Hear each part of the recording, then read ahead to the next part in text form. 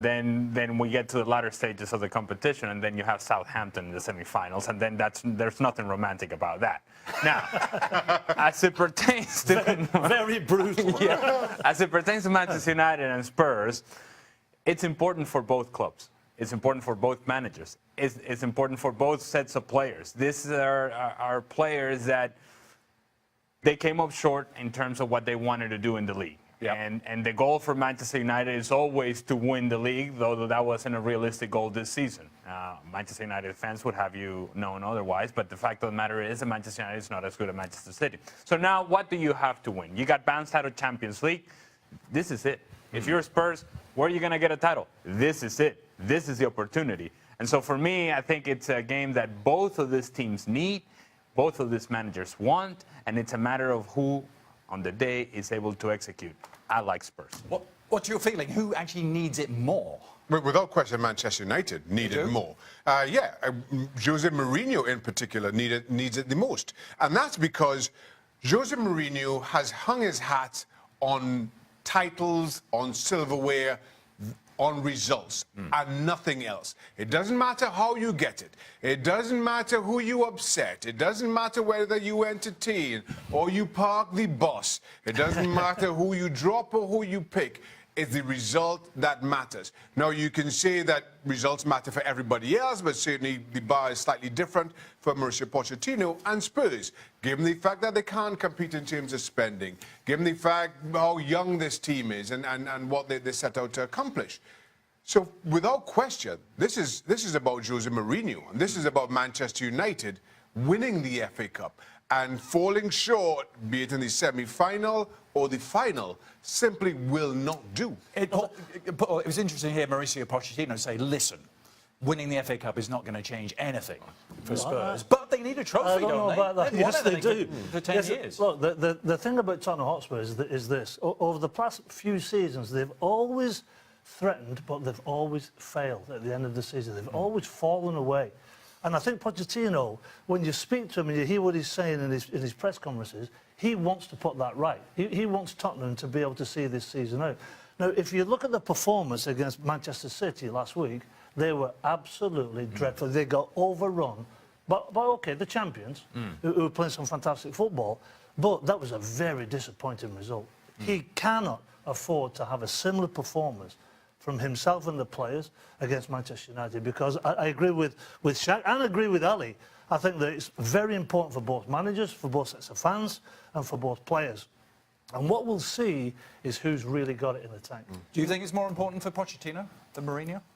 I do think that Pochettino needs some validation, and Spurs need some validation, because as Paul has mentioned, they're circling in and around the area of interest, but they don't quite hit the target. Exactly. They're there.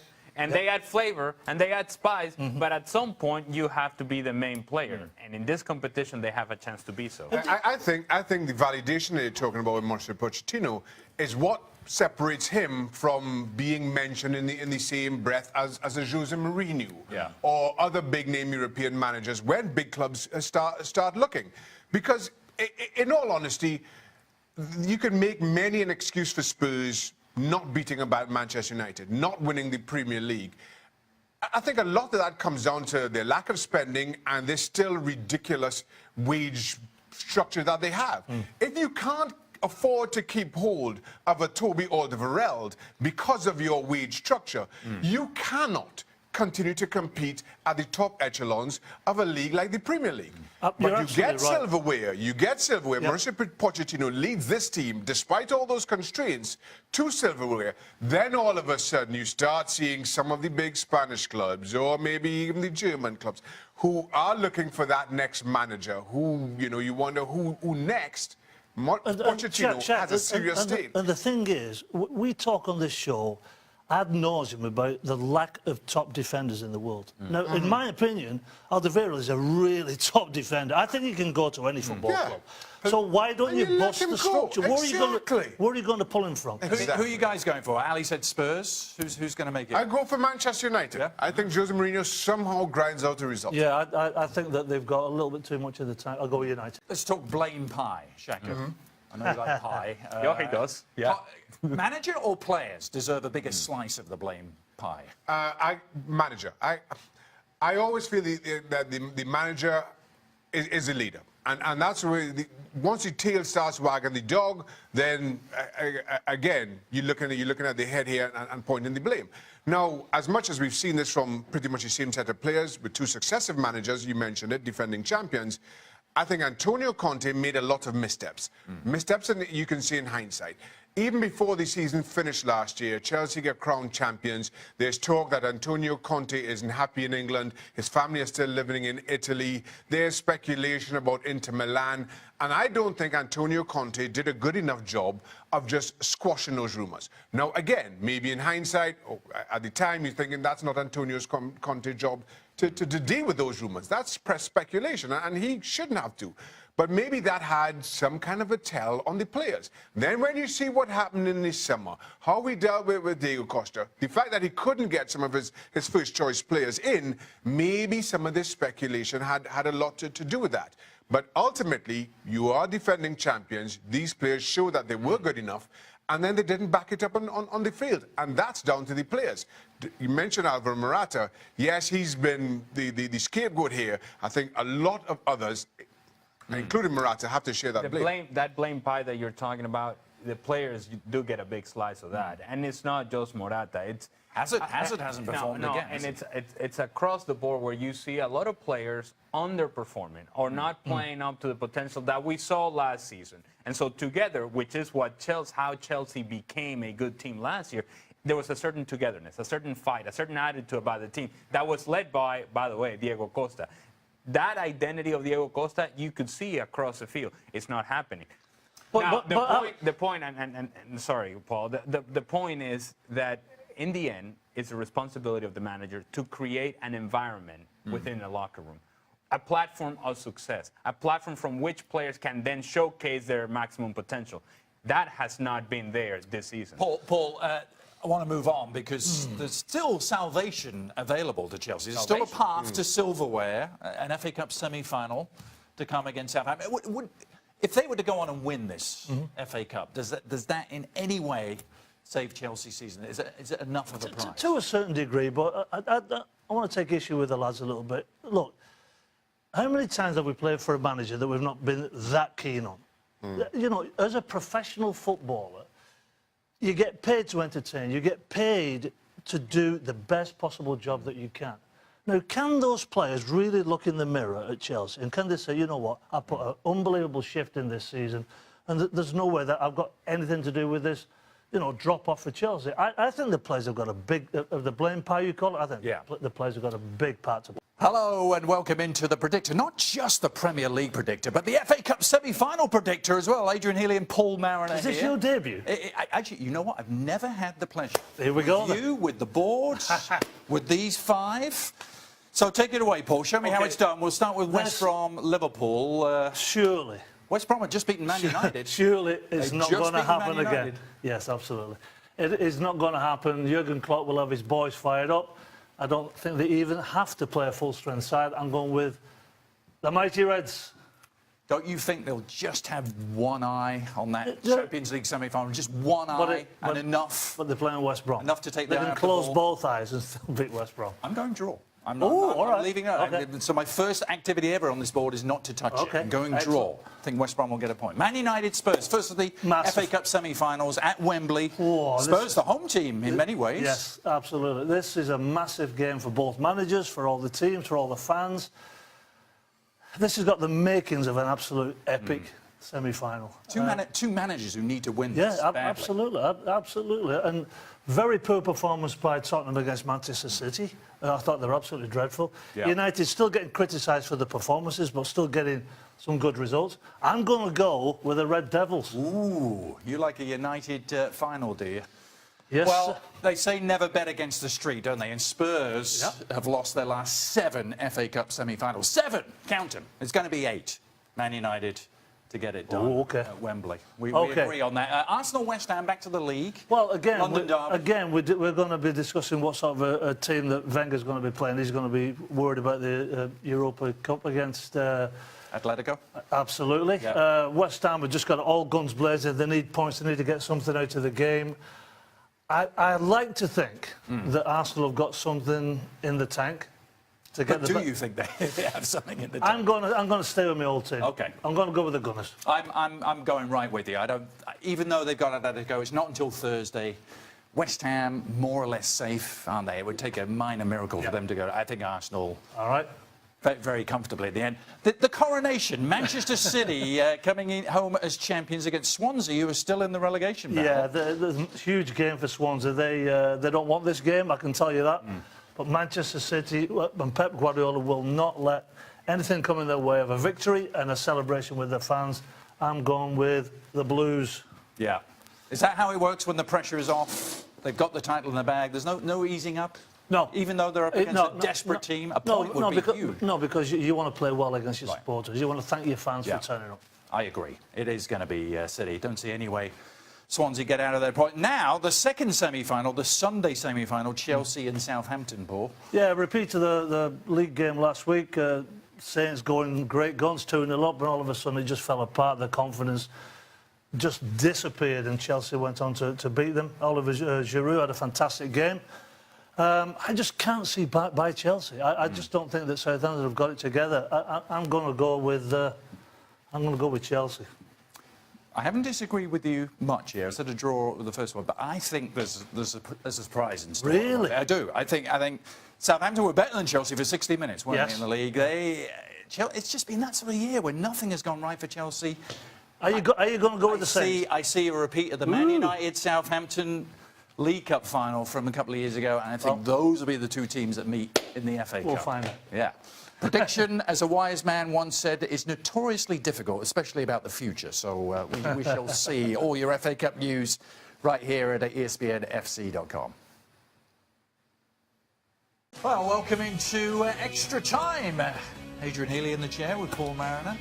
He's Ali Moreno. He is Shaq Hislop. You know that. I don't need to tell you. You have. Well, too late now. We're all basking in the glow of Les Herbiers and their run to the French Cup final, aren't we? I can see that glow on your face. That's the romance that Ali's been looking for since France. Third division French football is where I'm sure that French soccer fans, when they see Les Herbiers, they feel that romance, that magic. Just saying it. No one's makes quite it feel all pronounced it like you either. Not even the French. You love a bit of cup romance, don't you? Oh, yes, I do. Yes, I do. It is what it's all about. Hey, do you know that I actually scored in a cup competition against this guy? You're joking. Which cup? The Open Cup? US Open Cup, yeah. Well, tell us. Maybe you can give us a brief fascinated. play-by-play. Yeah, well, all happened. it was wonderful. It was my kind of range, I gotta tell you that much. As the ball is played over the top. So wait, this is Houston against Dallas? Dallas, yes. In the Open Cup? Yes. 2006? 2006. Yeah. And as the ball is played over the top, Goalie? and there are some difficulties defensively for FC Dallas. This header, the ball is bouncing. So Xhaka is coming out on rushing with that athleticism that you expect from Xhaka. I can just picture it. Yes. Yeah. And then him and the central defender decide, Greg Vanney at the time, by the way. It was Greg Vanney? Yes. Now Toronto coach. Take each other out. And there I am. I'm like, wait a minute. The ball just bounced right in front of me, 3 yards out, open goal, beautifully done. That's right. You accepted the gift. Oh, yes, I did. Charitable donation. Yes, I did. Shaq. Yes, I did. Hey, Shaq. Shaq. He's always been. You remember that, Shaq? You remember what your coach used to say? I don't remember that at all. Communication. Yes. Absolutely Well, key. there was no Communication, Chief. Yeah. What How I happened? remember it. It's not how I remember it at all. Did you get injured? No. Pride, maybe. You got heartbroken? You know, I gave it the old one. tear Okay, to my eye. I'm going to run just to kind of put pressure on this. And then they took each other out. I was like, okay, well, Did you celebrate wildly Oh, after yeah. open goal Oh, tapping? well, yes. Of course I It was did. the Texas Derby. No, Yeah. can I So tell there you? was no embarrassment at all? Oh, heck no. I went and celebrated with the people. Can I just say I don't remember this at all? I'm hugging kids. I have no recollection So of Into this. the crowd. I need evidence. Milord. I need evidence No evidence. of such an We'll find occurrence. it. We'll find it. It's out there somewhere. Well, shall we go from the 2006 Open Cup to the 2018 Champions League? Okay. All right, let's do that. Sort of a segue. Let's do that. Let's do that. Similar Similar level. tournament. Bavarian Football Works asks how much of an advantage, if any, do you think Real Madrid have over Bayern Munich with 7 full days of rest ahead of their Champions League clash? Does that come into play? Bayern have been resting for the last 3 months. They've just been trotting on, they're winning 6-0 every weekend. Yeah. Good point. Without breaking sweat. Well, yeah. Listen, at this point, you know, I don't buy into this. You got a free week, you got to rest. Teams like Real Madrid thrive on this kind of pressure, thrive on playing weekend to weekend.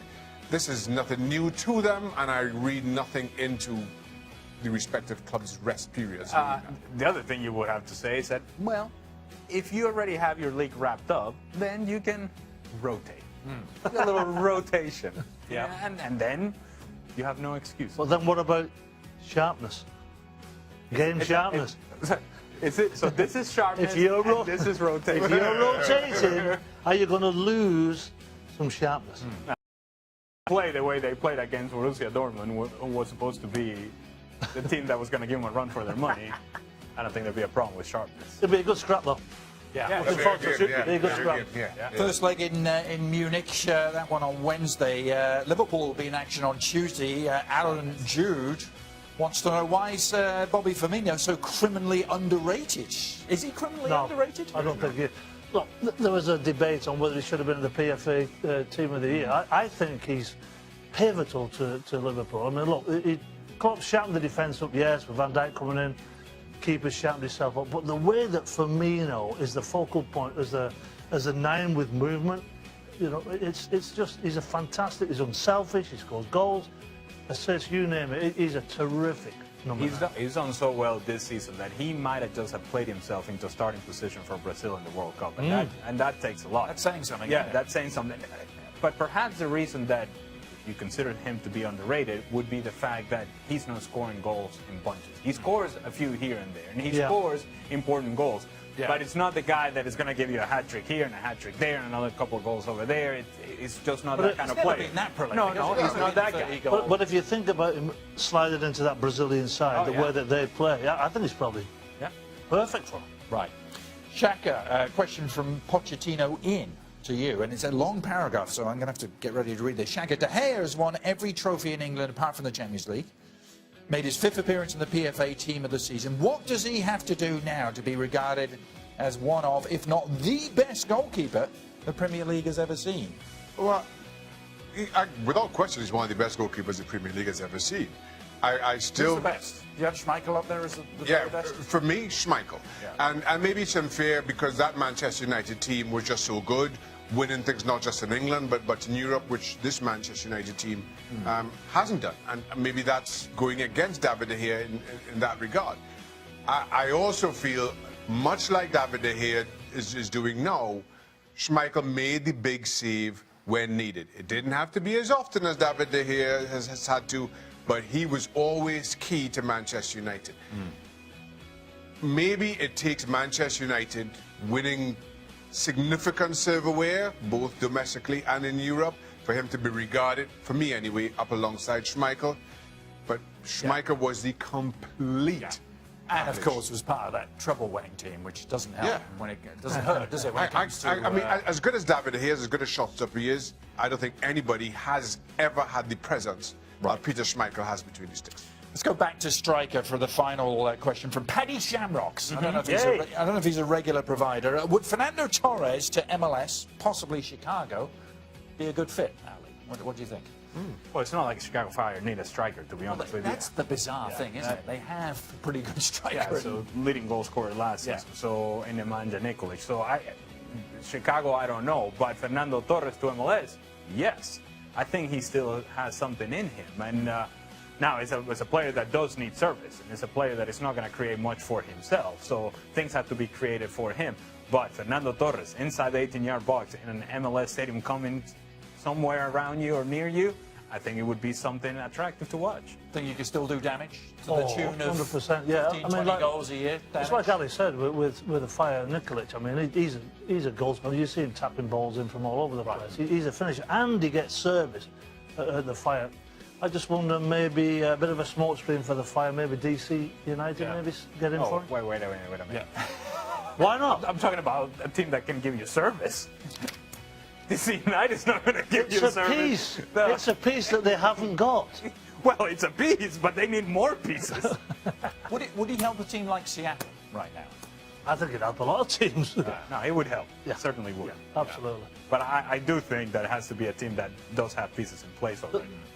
Look, there's not a team in MLS that doesn't need that proven goal scorer. Look what happened to Well, maybe Toronto. the Galaxy are set right now. But Yeah. Well, yeah, but look at Toronto. What's wrong with Jovinko and Altidore? I mean, they trotted up with the league.